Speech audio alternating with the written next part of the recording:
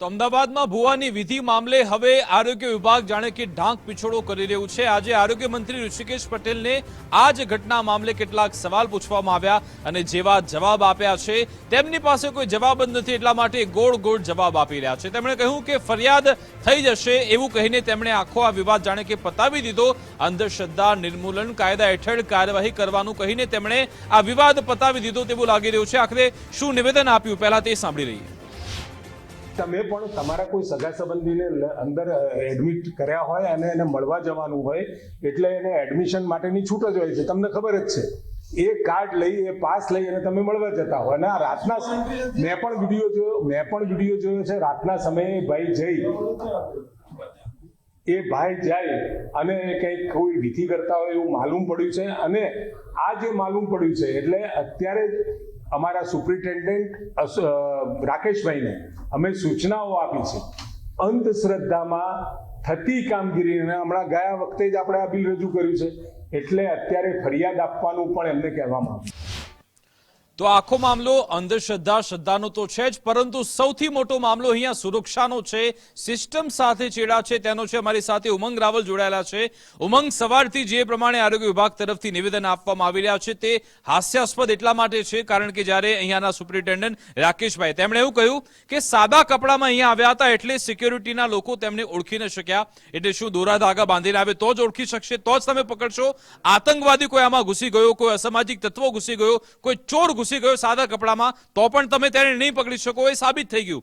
બીજી બાબત, આરોગ્ય મંત્રીને પણ આ અંગે સવાલ પૂછવામાં આવ્યો। તેમણે કહ્યું કે આપણે અંધશ્રદ્ધા નિર્મૂલન કાયદો આપણી પાસે છે અને તે હેઠળ કાર્યવાહી કરાશે એટલે ફરિયાદનું કહીને તે છૂટી ગયા, પરંતુ આમાં તેમની સીધી બેદરકારી છે તે સ્વીકારવા તૈયાર નથી। ઉમંગ, પહેલા તો વિકાસ હું તમને એ કહું કે આ એ હોસ્પિટલ છે કે આ હોસ્પિટલની અંદર મીડિયાને જવું હોય ને મીડિયાને તો પણ 100 પાપડ બેલવા પડે એવી પરિસ્થિતિ છે।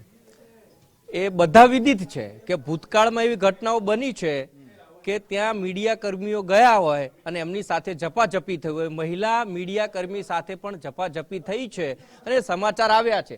મીડિયાવાળાને સાહેબ તમે અંદર જવા નથી દેતા, ભૂ આવીને જતો રહે ને હવે ડાહી શિખામણી વાતો કરો છો। મીડિયાવાળા તમને આતંકવાદી લાગે છે ને ભૂવો ક્યાંથી ઘૂસી ગયો સાહેબ? પ્રાઇવેટ સિક્યુરિટીના બાઉન્સરો જ્યાં ઊભા રાખી દેવામાં આવે અને એટલું તોછડાઈ ભર્યું વર્તન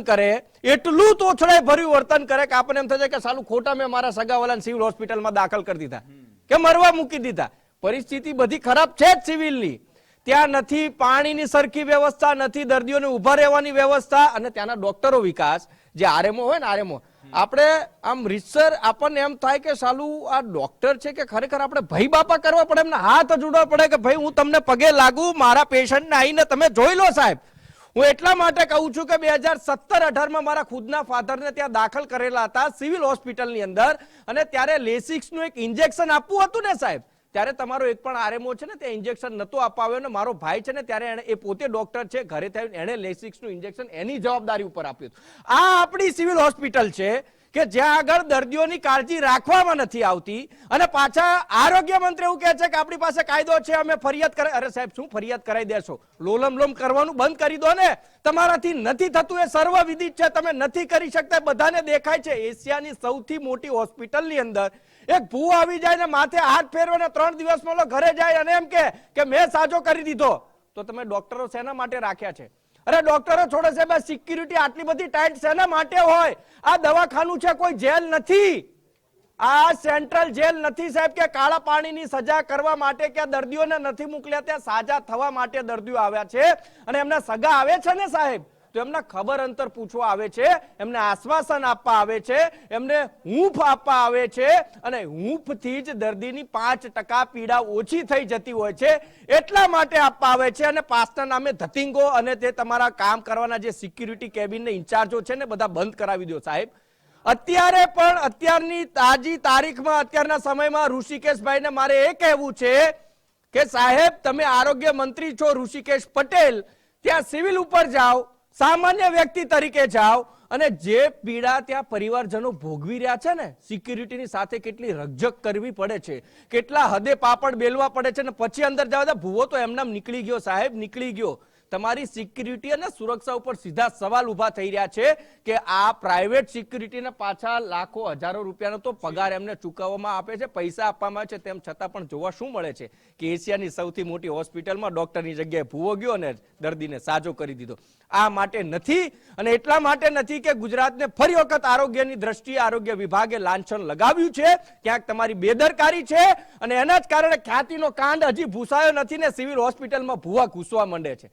સાહેબ, ક્યાં જઈએ છીએ આપણે અને શું કરવા જઈ રહ્યા છીએ અને શેના માટે જઈ રહ્યા છીએ, પણ અહીંયા પ્રશ્ન છે, વિકાસ ઉભો થઈ રહ્યો. બિલકુલ. અને તમે જે વાત કરી કે આમાં ફક્ત સત્તાધીશોને ટેન્ડર આપવામાં જ રસ છે, ટેન્ડર આપવામાં ઇન્ટરેસ્ટ છે, કોને કયું ટેન્ડર આપવું, ક્યાંથી આપણને કેટલા પૈસા મળશે, અને આવા જ ટેન્ડરના કારણે અહીંયા સિસ્ટમમાં છેડા થાય છે, સિક્યોરિટી લેબ્સ થઈ રહ્યો છે, ને પછી એશિયાની સૌથી મોટી હોસ્પિટલમાં ભૂવો અંદર ઘૂસી જાય છે, ડોક્ટર નહીં.